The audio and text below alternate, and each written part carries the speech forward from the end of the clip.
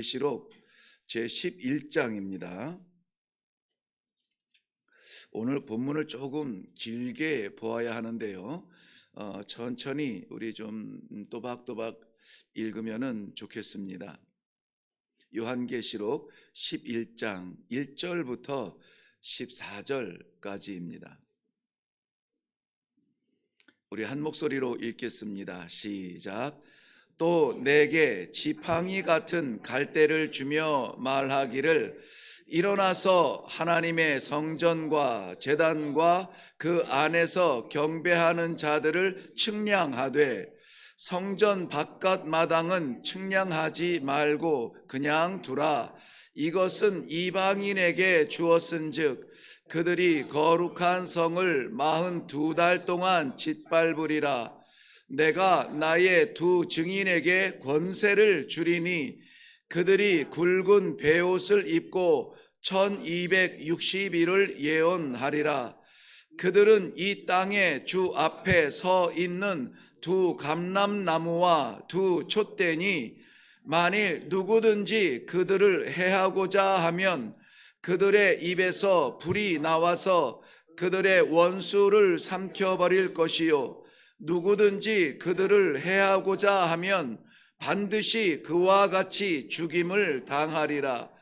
그들이 권능을 가지고 하늘을 닫아 그 예언하는 날 동안 비가 오지 못하게 하고 또 권능을 가지고 물을 피로 변하게 하고 아무 때든지 원하는 대로 여러 가지 재앙으로 땅을 치리로다.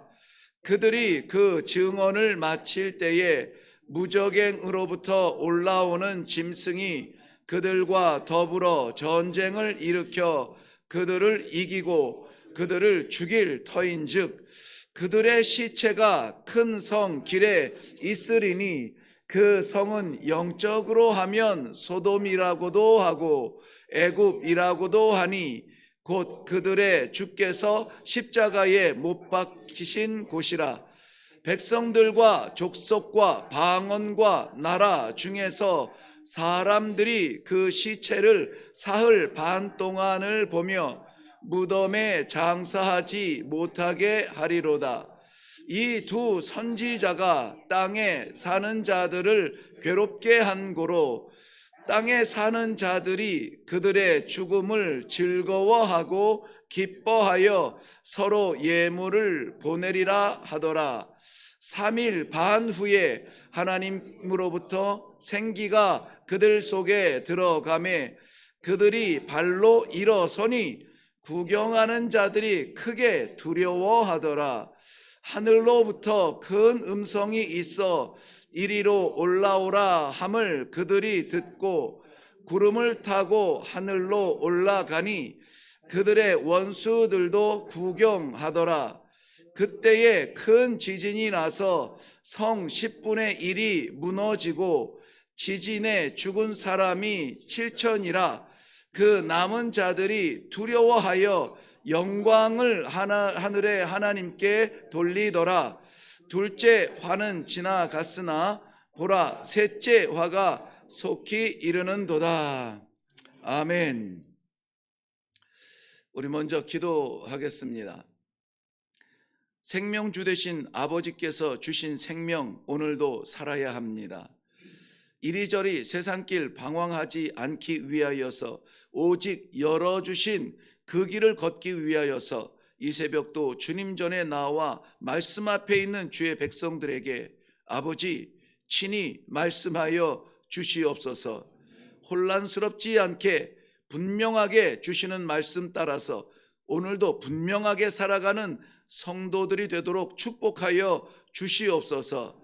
오늘도 허락하여 주실 아버지의 말씀을 감사드리오며 예수님의 이름으로 기도하옵나이다. 아멘. 네, 요한계시록 오늘 11장 1절부터 14절 말씀 함께 읽었습니다. 어떤 생각이 드세요? 좀 어렵습니까? 아니면은 너무나 분명합니까? 네? 들어봐야 알겠죠? 그래서 제가 있겠죠? 네. 그런데 이 요한계시록은 아무래도 저도 좀 조심스러워서 몇 가지의 그 자료들을 보게 됩니다. 뭐 주석도 주해도 보고 또 해석하는 책들도 보게 되는데요. 공통적으로 요한계시록 11장을 해석하기 난해한 그러한 본문 중에 하나라 이렇게 늘 표현들을 하고 있어요. 그런데 아무리 보아도 난해하기보다는 너무나 분명한 말씀이 있어서 우리 성도들이 이 오늘 우리가 읽은 14장 14절까지 읽었죠. 15절부터는 일곱 번째 나팔을 불게 되는데요. 1절부터 14절의 이 말씀을 정말 확실하게 붙들고 살아가야 되겠다 하는 그러한 중요한 책임감을 느끼게 됩니다. 그래서 제가 혹여라도 이렇게 좀 실수하고 잘못 나눌까봐 좀 염려가 됩니다. 저를 위해서 기도해 주시고요. 그렇지만은 하나님은 질서의 하나님이고 분명한 빛으로 오늘 우리들에게 길을 비춰 주실 줄로 저는 확실히 믿습니다. 이미 우리가 살펴본 대로 10장과 11장은 여섯 번째 나팔과 일곱 번째 나팔 사이에 긴급하게 하나님이 삽입해 주셔서 계속 첫째 나팔 불 때, 둘째 나팔 불 때, 여섯째 나팔 불 때, 일곱째 하는데 이것은 반드시 지금 얘기하고 싶은 거예요. 지금. 그래서 이건 대충 들어서도 안 되고 그냥 쓱 지나가도 안 돼요. 꼭 새겨야 되는 아주 중요한 말씀을 긴급하게 삽입한 내용이 뭐냐면 10장에 사도 요한에게 받아 먹으라 하신 그 작은 두루마리의 말씀과 오늘 11장에서 말씀하여 주시는 건데요. 이 11장에서 말씀하시는 것도 너무나 중요합니다. 이거는 종말에 어떤 일들이 일어날 것이냐 하는 그러한 것들을 미리 아는 것보다 뭐 예고편을 보는 것보다 더 중요한 말씀이에요. 그렇기 때문에 그래서 잘 나가다 갑자기 말씀하셨구나 하는 것을 저는 개인적으로 먼저 깨달을 수 있었고 은혜를 받을 수가 있었습니다. 이 아침에 성도님들께서도 동일한 말씀으로 받을 수 있기를 바랍니다. 네, 먼저는 오늘 11장에서는 1절 말씀을 보면은요, 또 내게 지팡이 같은 갈대를 주며 지팡이 같은 갈대를 주셨대요. 곧은 갈대죠. 당시에 자가 이렇게 정확하지 않을 때에 이 갈대가 곧게 펼쳐져 있는 갈대가 이렇게 가까운 거리, 멀리 있는 거 말고요. 멀리 있는 그 긴 거리를 잴 때는 줄을 사용했겠죠. 줄을 펴라 할 때 그 줄자를 썼겠죠. 그런데 가까이에 정확하게 세심하게 보아야 될 때는 바로 이 갈대를 사용하여서 측량하는 도구로 사용하였습니다. 아니나 다를까 이 사도 요한에게 지팡이 같은 갈대를 주시면서 말씀하십니다. 너는 일어나서 하나님의 성전과 제단과 그 안에서 경배하는 자들을 측량하라. 하나님의 성전과 또 그 안에서 중요한 것은 성전과 그 안에서 경배하는 사람들을 성도들을 측량하라 라고 말씀하고 계세요. 그래서 저는 오늘 말씀의 제목도 이거 다 이렇게 잡고 싶지만 아주 간략하게 제목으로 잡은 것은 성전을 측량하라라고 하는 것입니다. 측량한다라고 하는 것은 점검하라는 말씀이에요. 제대로 세워졌는지 하나님께서 작정하신 그 길이만큼 됐는지 그것에 대해서 점검하라. 오늘 이것은 하나님께서 긴급하게 주신 말씀이므로 우리가 오늘 긴장해서 점검해 봐야 될 부분들이 있습니다. 왜냐하면은 이 성전, 예배드리는 하나님의 성전 성소와 또 그 안에서 경배하는 자들과 또 그 안에서 드려지는 제단, 이 제물이 올려지는 그 제단을 우리가 정확하고도 세밀하게 하나님의 뜻대로 말씀 안에서 측량하지 아니하면은 이 하나님의 성전도 지금 위기 가운데 있을 수 있는데요. 왜냐하면 2절 말씀에 보면은 성전 뜰은, 성전 밖에 있는 뜰은 측량하지 말라고 합니다. 왜냐하면 거기는 이방인들이 들어와 있다. 예루살렘 성전에도 성소가 있고 성전 뜰이 있고 이스라엘의 뜰이 있고 여인들의 뜰이 있고 그 성전이라고 구별된 밖에 확장된 이방인의 뜰이 있죠.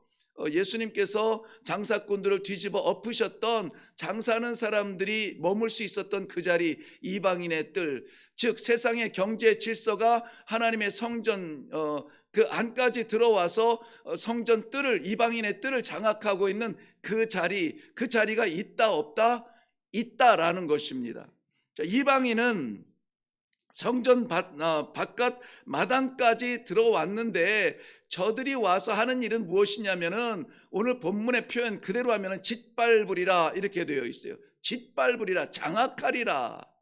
이제는 더 이상 그들은 구경꾼이 아니라 어슬렁거리는 사자가 아니라 이제는 들어와서 짓밟으리라. 어디를? 성전 바깥 뜰을.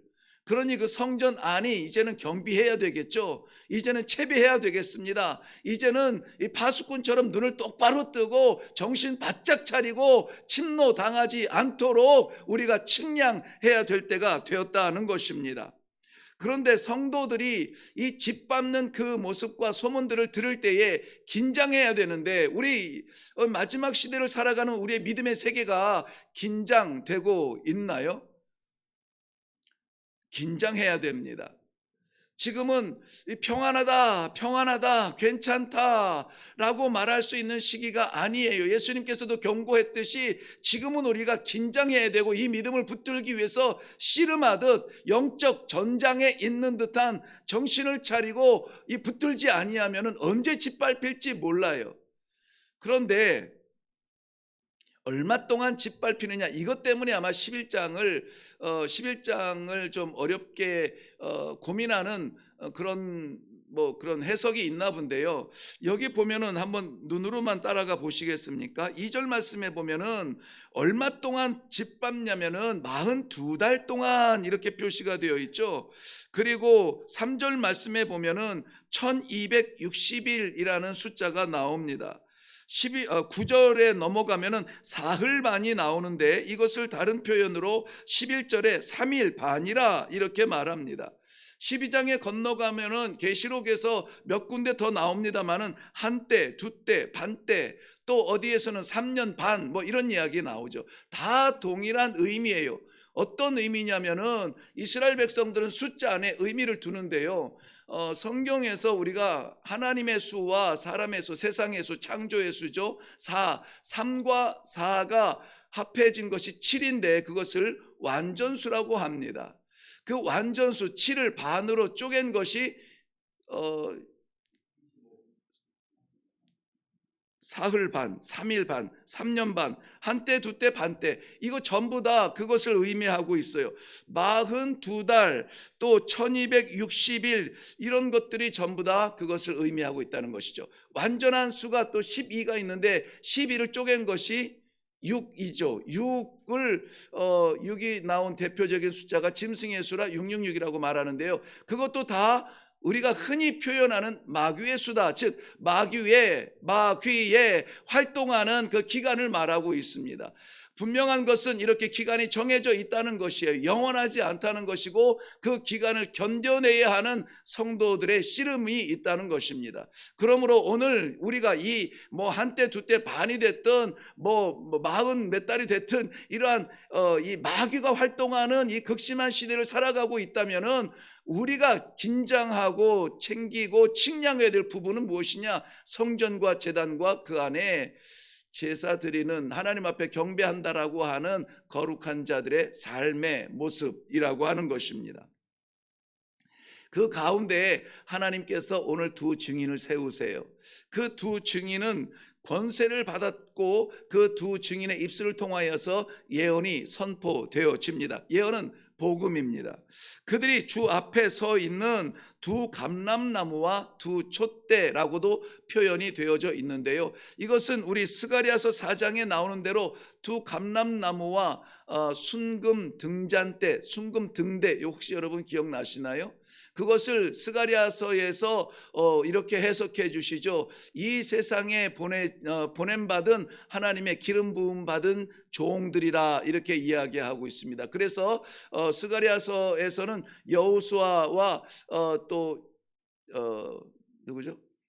스룹바벨과 여호수아, 즉 기름 부음 받은 자로서 돌아와서 새 예루살렘을 건축하는 그 종들을 말하고 있습니다. 그런데 오늘 말씀하고 있는 이 두 감람나무와 두 촛대는 하나님의 성령의 능력에 의해서 유지되는, 거기에서는 이 관이 연결되어 있다고 했죠. 두 감람나무에 관이 연결되어 있어서 등잔대에 불이 꺼지지 아니하도록 되어 있다라고 했는데, 그 연결된 감람나무는 성령의 능력으로 표현이 되어 있습니다. 오늘 이 시대에 계시록에서 보여주는 이 두 감람나무는 성령의 역사를 인하여서 세워졌고 성령의 역사를 통해서만 살아있을 수 있는 교회들을 이야기합니다. 교회들을 이야기하고 여기서 나오는 두 증인은 그 교회들에서 가운데서 사역하는 모든 복음의 사역자들을 말합니다. 왜 꼭 두 명이 아니냐? 왜 꼭 두 개가 아니냐? 이 둘이라고 하는 것은 율법 정신에 의하면은 증인의 수가 완전하게 효력을 발휘하려면은 두 명의 증인이 있어야 돼요. 주의 복음이 완벽한 흠없는 증인으로 선포되기 위하여서 두 감람나무와 두 증인이라고 하는 숫자를 사용하였는데요. 이것은 오염되고 변질되지 아니하는 교회의 모습과 오염되고 변질하지 아니하는 하나님의 말씀을 증거하는 모든 증인들을 다 말합니다. 여기에서는 구약에서 스가랴에서는 스룹바벨과 여호수아를 말했지만 오늘 계시록에서의 증인은 완전한 복음의 증인들, 즉 목사님이라든지 사역자들을 말하는 것이 아니라 마지막 시대에 완전한 하나님의 복음을 증거하는 모든 성도들을 말합니다. 그러므로 오늘 우리는 하나님께서 세우신 성령에 의해서 운영되어지고 성령의 능력으로 존재하며 사역을 감당하는 교회와 그 능력을 증거하는 증인들로 이 자리에서 이 말씀을 받고 있다는 사실을 믿으시기를 바랍니다. 그런데 그들이 권세를 받았대요. 권세를 받았대요. 권세를 가지고 있지 않습니다. 받았다는 것입니다. 6절 말씀에 보면은 그들의 권세는 대표적으로 이렇게 나옵니다. 하늘을 닫아 비가 오지 못하게 했다. 누가 떠오릅니까? 엘리야가 떠오르죠. 그리고 물을 피로 변하게 하였다. 누가 떠오르죠? 모세가 떠오릅니다. 공통점이 있습니다. 둘 다 모든 선지자들이 그렇겠지만은 대표적으로 이스라엘 백성들 가운데 이 말씀이 나오면은 우리들과 똑같이 엘리야 선지자, 모세를 떠오를 것입니다. 모두 다가 자의적으로 일하지 아니하며 하나님께서 세우신 종들이고, 가서 내 말을 전하라, 내 백성을 구하라, 하나님의 뜻을 따라 사역하였던 그러한 종들입니다. 그들에게 하나님께서 권세를 주셨습니다. 하늘을 닫을 수 있는 권세를 주셨습니다. 이 하나님께서 창조하신 이 물을 피로 변하게 하는 권세를 주셨습니다. 사람이 할 수 없는 권세, 하나님의 능력의 권세를 받았습니다. 그런데 7절 말씀에 보면은 저들이 죽임을 당합니다. 저들이 잘 돼야 되는데, 주의 일을 하고 주의 말씀을 증거하고 주를 위해 살아간다면은 저들이 잘 돼야 될 텐데 저들이 죽임을 당해요. 마귀가 활동하는 이 3년 반 동안의 이 기간, 극심한 핍박을 통하여서 이들이 죽임을 당합니다. 눌림을 당합니다. 제약을 당합니다. 갇힘을 당합니다. 빼앗김을 당합니다. 조롱을 당합니다. 모욕을 당합니다. 저들의 극심한 이 교회와 성도들의 핍박의 시대, 그 마지막 극을 달하는 그 시대를 보여주고 있습니다. 고난의 절정이죠. 저들을 영적으로 보면은 소돔과 고모라에서의 죽음과 같다라고 말하고 있는데, 거기에서 어떤 죽음이냐? 십자가의 죽음이라고 말합니다. 십자가의 죽음은 어떤 죽음이죠? 예수 그리스도의 죽음을 우리는 떠오르죠. 그런데 여기에서는 예수님의 죽음을 또다시 말하지 않습니다. 예수님의 죽음과 같은 죽음을 살아야 되는 사람들이 있는데 바로 예수님의 제자들이죠.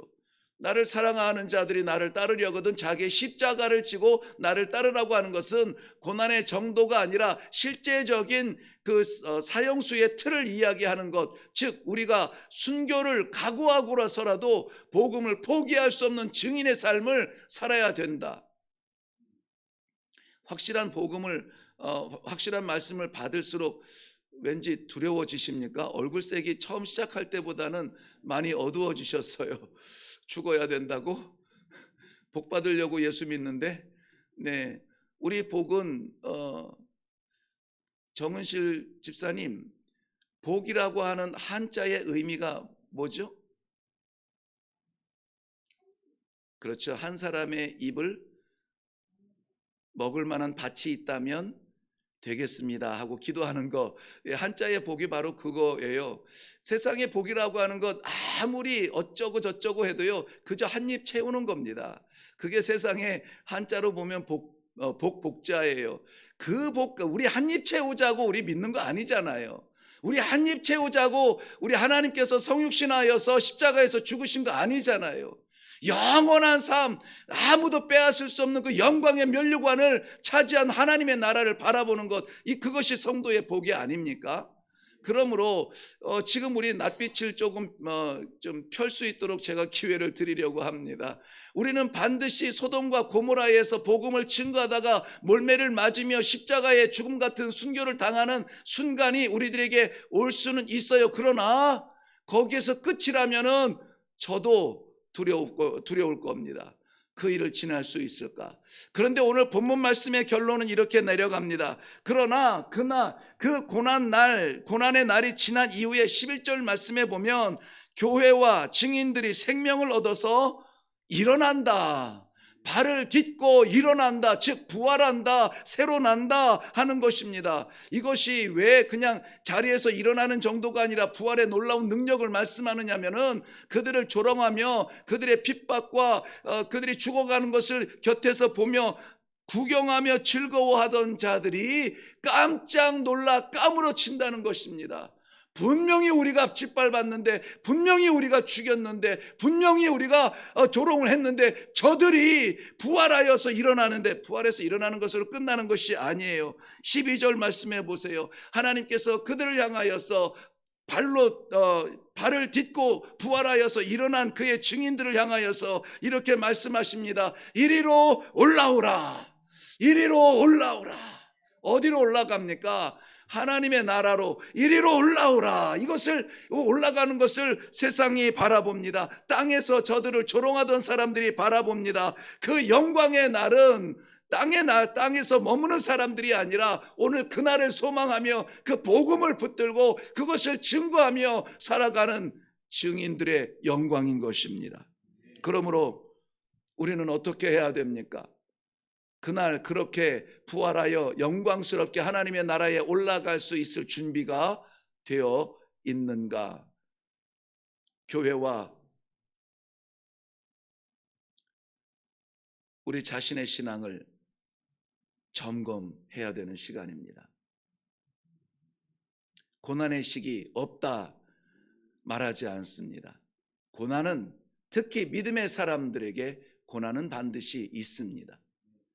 그렇기 때문에 우리는 오늘 이 아침에 말씀을 받을 때에 하나님께서 주신 그 지팡이 같은 갈대와 같은 말씀을 부여잡고 우리의 교회를 점검해야 합니다. 측량해야 합니다.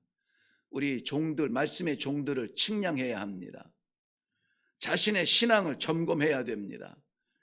왜냐하면 그날에 사고 나지 않으려면, 슬피 울며 이를 갈지 않으려면, 너가 누군지 모르겠다 외면당하지 않으려면 오늘 점검하여서 외형적이고 형식적이고 껍질 같은 종교인의 신앙을 내려놓고 깨트리고 우리의 내면의 세계가 진정 하나님 앞으로 나아갈 수 있도록 기도해야 될 줄로 믿습니다. 그런 모든 성도들에게 영광의 보좌에서 우리 하나님께서 두 팔 벌려 우리를 반겨 주실 것입니다. 그리고 우리의 찬양은 이렇게 외쳐질 것입니다. 구원은 보좌와 어린 양께 있도다. 기도하겠습니다. 마지막 시대 정의가 혼란스럽고 복음이 혼탁해져가는 이 시대에 손에 쥐어주신 막대기와 같은 갈대로 우리의 교회를 측량합니다. 우리의 신앙을 측량합니다. 우리의 가정을 측량합니다. 우리의 삶을 측량합니다. 하나님의 뜻에 미치지 못할까 두렵습니다. 이렇게 말씀 받고 바로 서기 위하여서, 흔들리지 아니하는 복음으로 살기 위하여서, 어떠한 유혹과 시험이 올지라도 무너지지 아니하는 신앙을 위하여서 이 아침에 다시 한번 작정하고 나아가는 주의 백성들에게 하나님 아버지 능력에 능력을 더하여 주시옵시고 권세에 권능을 더하여 주시어서 어떠한 시험, 유혹, 핍박, 굴욕 앞에서 넘어지지 아니하고 승리하여서 이리로 올라오라 할 때에 두 팔 벌려 우리 하나님 앞에 설 수 있는 영광의 성도들이 다 되게 하여 주시옵소서. 그렇게 이루실 줄로 믿사옵고 예수님의 이름으로 기도하옵나이다. 아멘. 성전을 측량하라. 이방인들이 성전 뜰을 밟고 있습니다. 짓 밟고 있습니다.